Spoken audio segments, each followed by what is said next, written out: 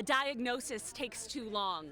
No one should have to go into debt getting medical care in another country. These are some of the messages from advocates who gathered here at Queen's Park to raise awareness about endometriosis and demand changes in funding, healthcare, and education surrounding this disease, one estimated to impact 1 in 10 women. I've had 2 surgeries. I was dismissed by several doctors. I had to see 3 specialists before getting the answers that I needed. Only after going to her doctor to discuss family planning was Aaliyah Lada finally diagnosed with stage 4 endometriosis.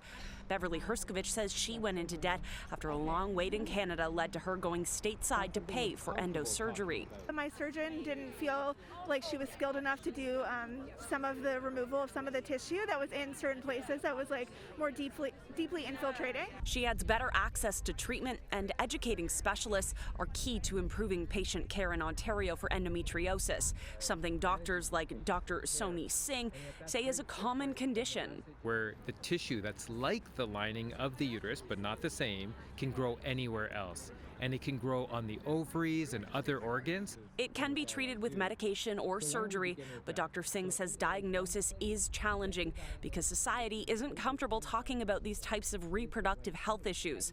For Indigenous women in northern communities, there are additional barriers. If you're not getting a pad or a tampon, are you able to get Tylenol and Advil as well? It's likely no. And from our survey, we have learned that it is a no, that there is very little access to pain relief. That's why Moontime Sisters, an Indigenous-led period equity group, is asking for donations of hot water bottles and heating pads.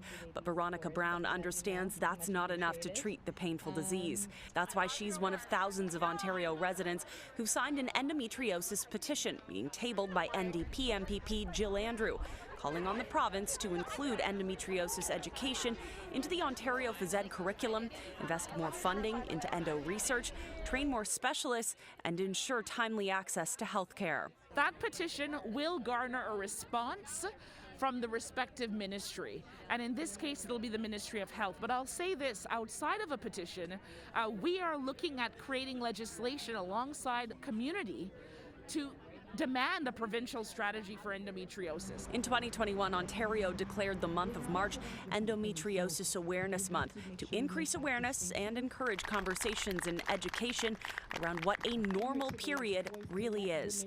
Michelle Mackey, City News.